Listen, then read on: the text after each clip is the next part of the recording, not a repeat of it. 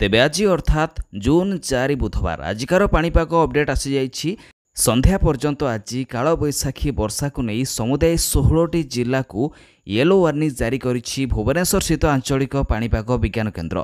तेबे समुदाय 23टी जिला को वार्निंग जारी करा जायथिबा बेले 23टी जिला मध्यरु केवल 16टी जिले में वर्षा सहित बिजुली घड़घड़ी ता सहित झड़ पवन बहिब जार बेग घंटा प्रति 40 रु 50 किलोमीटर बोली कहुଯାଇଛି। तेबे बाकी जिलागुड़िक केवल बिजुली घड़घड़ी होगा सहित झड़ पवन बहिब बोली कहुଯାଇଛି। तेबे क्यों क्यों जिला को सबू येलो वार्निंग जारी करा जायछि, क्यों क्यों 16टी जिले में वर्षा हेबो एवं क्यों क्यों जिलागुड़िक केवल मेघुआ पाग रहिबा सहित बिजुली घड़घड़ी हेबो ए विषय संपूर्ण तथ्य सबू जानिबा हेले वीडियो को शेष पर्यंत देखंतु। ता सहित चैनल को नुआ कर सिथिले आम चैनल कवरेज जोड़िया को सब्सक्राइब करने सहित नोटिफिकेशन को मध्य ऑन कर दियंतु। प्रतिदिन पाणीपाग संबंधी समस्त अपडेट तथ्य सबू जानि परिबे।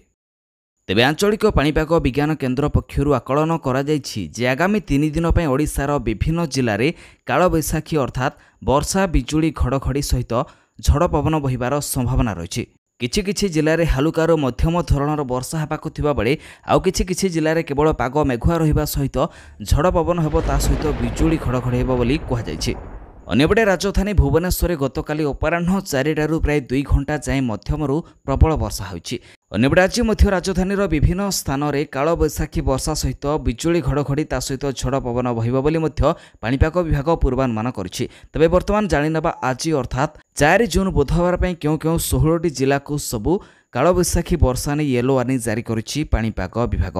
तेबे से 16टी जिलागुड़िक हला खोर्धा, बालेश्वर, भद्रक, जाजपुर, केन्द्रापड़ा, जगतसिंहपुर, रायगड़ा, सुंदरगढ़, नयागढ़, केन्दुझर, मयूरभंज, कटक, ढेंकानाल, अनुगुल, देवगढ़ एवं मालकानगिरी।